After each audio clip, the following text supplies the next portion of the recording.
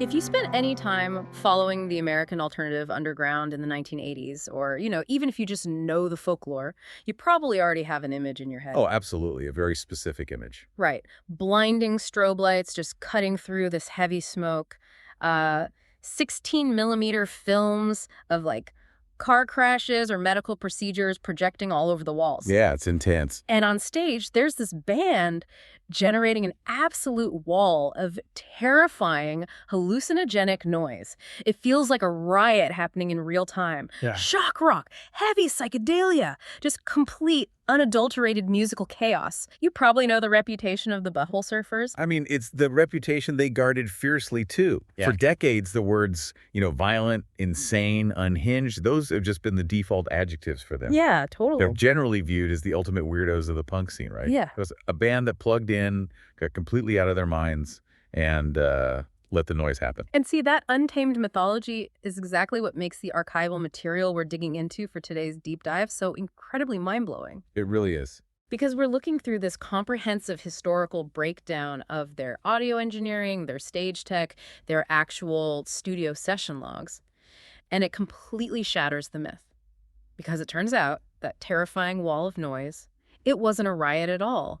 It was math. Yeah, it's a massive contradiction. When you actually look at the studio blueprints, their famous chaos was, well, it was highly calculated. Highly calculated. Exactly.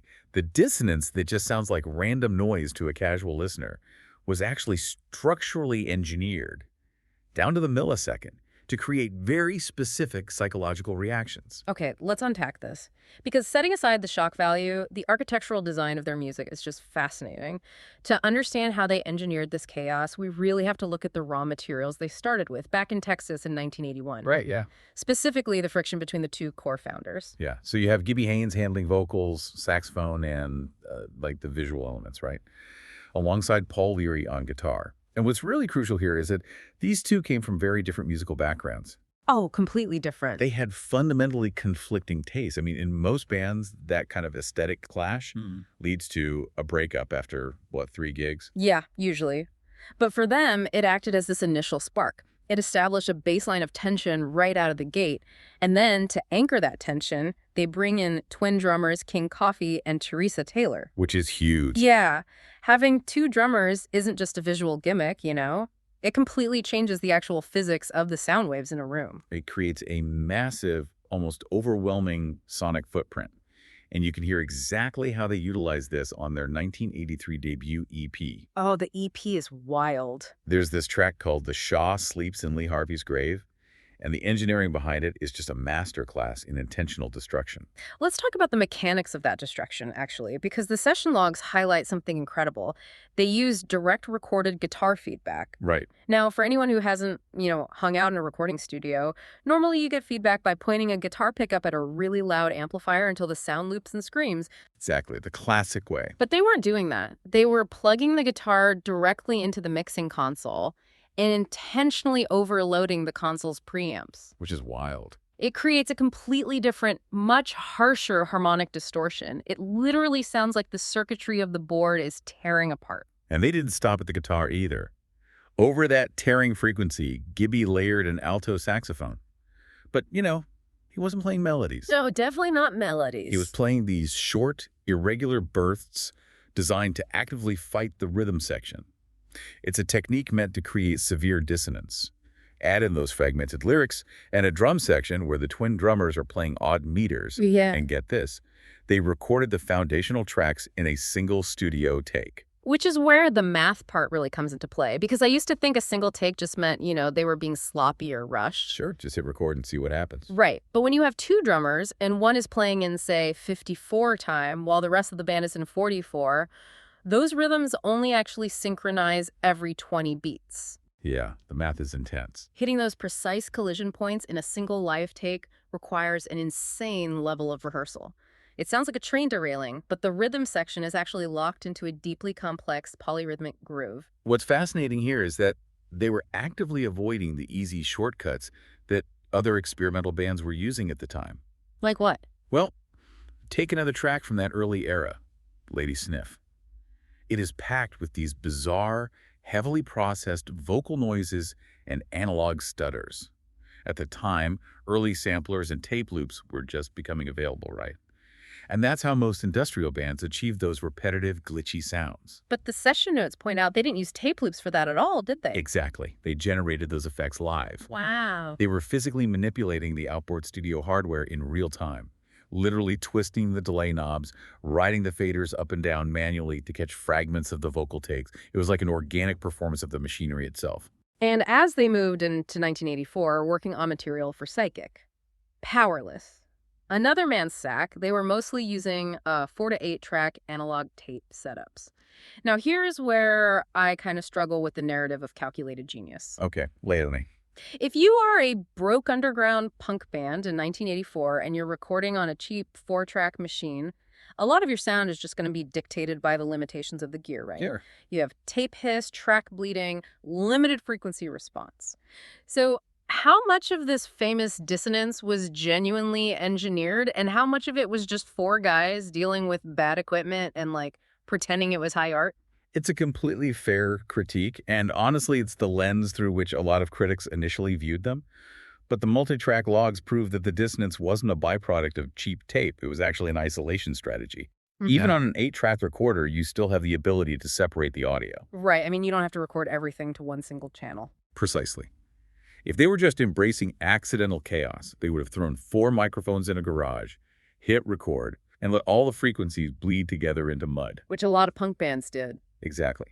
But they didn't do that. They spent hours getting those incredibly complex, odd-meter twin drum tracks isolated and pristine on the tape. Once they had a perfectly rigid rhythmic skeleton, then they used their remaining tape tracks to overdub the improvisational, noisy elements. Ah, I see. So the chaos wasn't an accident of the recording process. It was a secondary layer applied over a highly disciplined foundation. Yes, exactly. Think of it like they built a suspension bridge out of steel and then meticulously covered it in barbed wire to make it look terrifying. The structural integrity was never compromised. So what does this all mean as they progress? Well, once they realized they could engineer this kind of dissonance on 8-track tape, they took it a step further. By the mid-1980s, they stopped treating the studio as just a tape recorder, and they started playing the studio itself as a psychological instrument. This is a major turning point, specifically around their 1986 album, Rembrandt Pussy Horse. This is where they dive heavily into psychoacoustics. Which is what, exactly? It's the study of how sound manipulation directly affects the human nervous system. And the technical leap here is just staggering. They move past just overloading preamps and start doing these multi-layered drum recordings to create artificial depth. They are reversing sounds, and more importantly, they are doing these incredibly complex stereo field adjustments. Oh, the stereo stuff is wild. If you put headphones on and listen to this era, they are hard panning certain frequencies strictly to your left ear and then entirely conflicting frequencies strictly to your right. And there is a very specific physiological reason for doing that. The archives explicitly state the overarching goal for this production era was to induce a, quote, vague sense of anxiety, unquote, in the listener. Which makes perfect sense when you look at the actual science of human hearing. I mean, our brains evolved to locate danger. Yeah, basic survival. If a lion roars right in front of you, you know exactly where the threat is. But when an audio engineer strips the center channel of a mix and pushes jarring, out-of-phase noises entirely to your peripheral hearing, your brain can't localize the threat. It doesn't know where to look. Exactly. It creates a subconscious biological panic. It's literal engineered anxiety. And they refined this psychological manipulation even further on the 1988 album, Hairway to Steven. They started fusing their heavy, druggy psychedelia with much darker, almost gothic elements. But structurally, they introduced a whole new technique. What? They began rigidly alternating their track list. They'd bounce between long, sprawling, formless tracks and very short, punchy, traditional punk tracks. Yeah, the notes refer to this as giving the music clearer outlines. They actually assigned strict roles in the studio during this period so that these massive walls of sound could be reliably reproduced when they went on tour. This raises an important question, though. Go for it. If your entire goal is to create unpredictable sonic terror, doesn't introducing clear outlines and rigid song structures totally defeat the purpose? Doesn't the danger sort of disappear the moment the listener realizes there are rules? That was my exact thought. You'd think pure formless improvisation would be scarier, but the mechanics of suspense actually require boundaries. How do you mean? Think of it like being in a haunted house versus standing in an open field at midnight. Okay. In an open field, it's dark, and you might feel a little uneasy, but there's no immediate focus. It's just an empty void. Your brain normalizes the emptiness. Exactly. But if you walk into a haunted house, you have walls, a floor, and a ceiling. You have a rigid, defined structure. So when a strobe light flashes or a wall suddenly caves in, it is infinitely more terrifying because it violates a space you thought was predictable. The contrast between the rigid structure and the sudden noise is what actually causes the shock. Wow, that is a brilliant way to conceptualize it.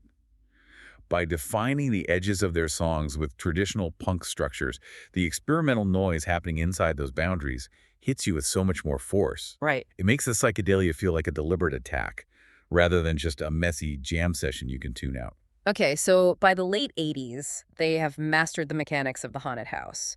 But the 1990s present a completely different landscape. Alternative music explodes, and suddenly this underground, extremely abrasive band is signing with a major label. Yeah, Capitol Records. Right. So how do you take that bizarre architecture into a multi-million-dollar corporate ecosystem? It requires an entirely new blueprint, which we see unfold during the sessions for their 1993 album, Independent Wormsalin. The shift in fidelity is just jarring. They are suddenly working in high-end, multi-track commercial studios. Right, they aren't crowding around a 4-track in a living room anymore. No, they are putting the guitars, the bass, the twin drums, and the saxophone into completely separate isolation booths. They are getting microscopic surgical control over every single frequency. And that surgical control really culminates in 1996 with the album Electric Claryland, which spawned Pepper, a track that somehow became a massive MTV and radio hit. Here's where it gets really interesting. Pepper is the song that introduced them to millions of people, but to get on mainstream radio, the session notes reveal they completely overhauled their mixing strategy. They had to. They took the vocal melodies, which used to be buried under layers of distortion, and pushed them right to the dead center of the mix. They quantized the rhythm patterns, the bass and drums locked into this undeniable pop groove. But if you listen closely, beneath that polished, accessible surface, the engineering is still incredibly subversive. They fiercely maintain the weird stereo panning, the reverse delays, and all that abrasive noise. They just, tucked it underneath the groove. But I have to challenge this. Okay, challenge away. If you are separating all the musicians into isolation booths and you are optimizing the rhythms to create a toe-tapping hit song, haven't you killed the soul of the band? If you take 4 sweaty guys out of a room in Texas where the literal sound waves are colliding in the air and you isolate them behind soundproof glass to make a pop hit, where is the chaos? Didn't they just sell out the danger for clarity? I mean, it's the classic underground purity test, right? Uh-huh. Did they sell out? But if we connect this to the bigger picture, it wasn't a compromise at all. It was the ultimate evolution of their original thesis. How so? Because isolation booths feel like the absolute antithesis of a punk show. They do, but remember, the band's goal was never to just be punk. Their goal was to manipulate the listener. They realized that the lo-fi tape hiss of the 1980s was just a medium. It wasn't the message. Right. The message was the structural manipulation of sound. By utilizing high-end studios and separated tracking, they achieved a level of clarity that allowed their micro-dissonances to be heard perfectly. Oh, I get it. So the clarity actually highlighted the weirdness instead of muddying it. Exactly. They essentially built a Trojan horse. The outer shell of Pepper was constructed out of conventional pop rhythm grids and catchy melodies. That's what got them past the gates of MTV and commercial radio. Right. But the soldiers hiding inside that horse were the exact same psychoacoustic terrors and out-of-phase noises they'd been perfecting since 1983. They smuggled the underground right into the mainstream living room. That totally reframes the 90s era for me. Because ultimately, the records were just the blueprints. The real test of the band's architecture was always the live show. Oh, absolutely. That was the building fully constructed. And as their studio technology evolved, their method of delivering that physical shockwave to a live audience had to evolve with it. The archival breakdowns of their stage setups are just incredible. The visual and spatial elements were just as strictly engineered as the audio frequencies. Let's look at the physical architecture of that stage. First, the twin drums King Coffee and Teresa Taylor. They weren't shoved to the back riser like a normal rhythm section. They were placed dead center, right at the front of the stage. They anchored the entire visual focus. Exactly. And then Behind and above them, you have those massive 16 millimeter films running, synced up with intense strobe arrays that are specifically timed to the odd meter drum fills. And the amplifiers they chose to project this noise were highly specific. We're talking about Fender twin reverbs for the sparkling highs, Ampeg SVTs pushing the bass frequencies, but crucially, a heavy reliance on PD solid-state amps. Which is such a weird detail. I always wondered why a band with major label money would use relatively cheap solid-state PV amps right next to vintage Fender gear. Yeah, it seems counterintuitive. But the tech logs explain it perfectly. They were playing Gibson SG guitars, which have incredibly high output humbucker pickups. If you push a Gibson SG into a solid-state PV and crank the gain, it doesn't just get loud and warm like a tube amp. No, it does not. It creates a harsh, square wave clipping. It is a brittle, almost industrial frequency that literally hurts the human ear. And importantly, those solid-state amps could handle that kind of sustained noise tolerance without the circuitry melting mid-show. They needed industrial-grade tools for industrial-grade volume. But perhaps the most vital instrument in their live arsenal wasn't even on the stage. The sound guy. Yes, it was the PA mixing desk out in the middle of the audience. Yeah, the live sound engineer was not just doing sound reinforcement. They weren't just making sure the vocals were loud enough. The PA desk was wired as an active, real-time instrument. It functioned as an interactive feedback loop. Gibby would play an improvisational screeching note on the alto saxophone. The sound engineer at the board would catch that specific frequency, max out the delay and reverb faders, and fire that echoed signal out of the massive PA speakers. Which means the saxophone player on stage is now hearing his own delayed ghost echoing back at him, and he begins improvising against the delay. Exactly. The sound guy is acting like a secret fifth band member, actively writing the dials to manipulate the spatial awareness of the room. It's total immersion. But the archives point out a fundamental shift in this live ritual in 2001, tied to their album Weird Revolution. Yeah, this marks their complete transition into the digital realm.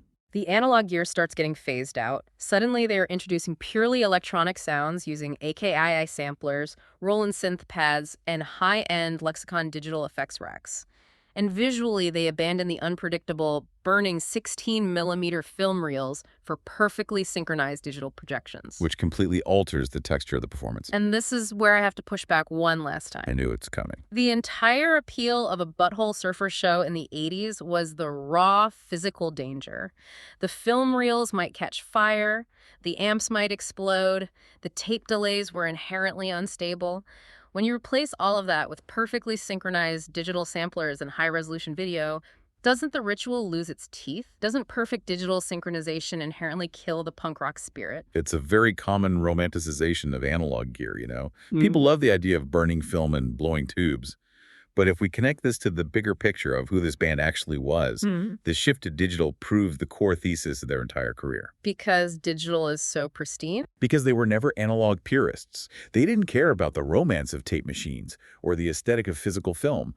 Their objective from the very beginning was to experiment with the absolute outside of musical formats. They wanted to see how far they could stretch human perception. Ah, I see. So it was never about the specific tools, it was always about the payload. Precisely. AKAI samplers, Lexicon reverbs, and synchronized digital lighting arrays. These were simply the newest, most powerful weapons available to them. The digital shift wasn't a loss of danger. It was a massive upgrade in precision. Wow. It allowed them to map out the auditory and visual assault with frame-by-frame accuracy. They were still operating right at that jagged, uncomfortable intersection of punk, noise, and psychedelia. They just traded their rusty scalpels for lasers. So what does this all mean when we step back and look at the whole picture? For me, this deep dive completely dismantles the myth of the mindless, chaotic punk rocker. The Butthole Surfers proved that projecting true, terrifying sonic chaos requires a shocking amount of discipline. It really does. They evolved from a Texas shock rock act overloading 4-track tape machines into a foundational pillar of alternative rock, eventually wielding multi-million-dollar studio tech with surgical precision. They were never out of control. They were just operating the control panel in a way no one else had ever dared to. Okay. He really is a masterclass in subversion, and it leaves us with a fascinating thought to ponder. Let's hear it. If one of the most notoriously chaotic, aggressive, and seemingly unhinged underground bands in history was secretly operating with the mathematical precision of structural architects, what other supposedly rebellious or unstructured art forms out there are actually playing by a strict, hidden set of rules, just waiting for someone to look closely enough at the blueprint? That is a brilliant question to end on, because it turns out the wildest people in the room are often the ones doing the most complex math. Thank you for joining us on this deep dive. We'll catch you next time as we keep unpacking the fascinating architecture hiding right beneath the surface of the things you thought you knew.